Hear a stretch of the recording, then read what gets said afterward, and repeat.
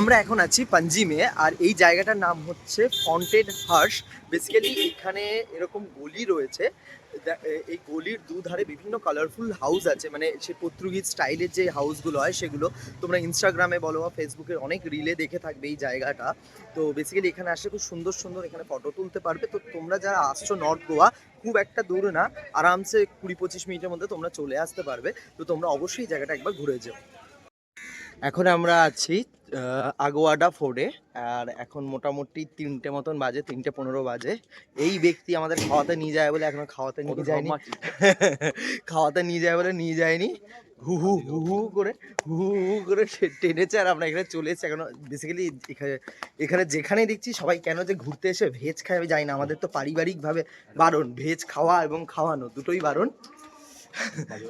তো আমরা এখন এই আগোয়াডা ফুডের ভিতরটায় ঢুকছি। তো এর আগে আমি এখানে এসেছি, এখানে দেখছি হয় একই ব্যাপার, একটু ঘুরে উপরে যাচ্ছে। এদিকে আয় আয়।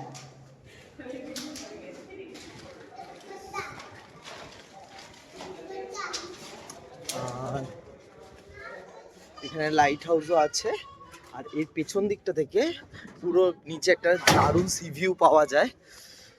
তো তোমরা যারা আসছো চেষ্টা করবে হয় একটু সকাল সকাল আসার জন্য, বা মোটামুটি 4টে 4:30টার মধ্যে আসার জন্য, কারণ এটা কিন্তু 5টার সময় ক্লোজ হয়ে যায়। তো সেটা মাথায় রেখে তারপরে তোমরা এটা প্ল্যান করো।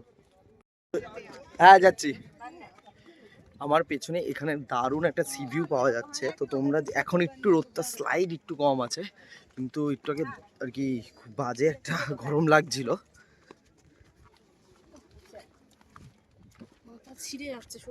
চলো চলো চলো। একটাই প্রবলেম, আর বছরের যে কোনো টাইমেই আসো একই প্রবলেম হবে, প্রচণ্ড গরম এখানে, প্রচণ্ড গরম। তো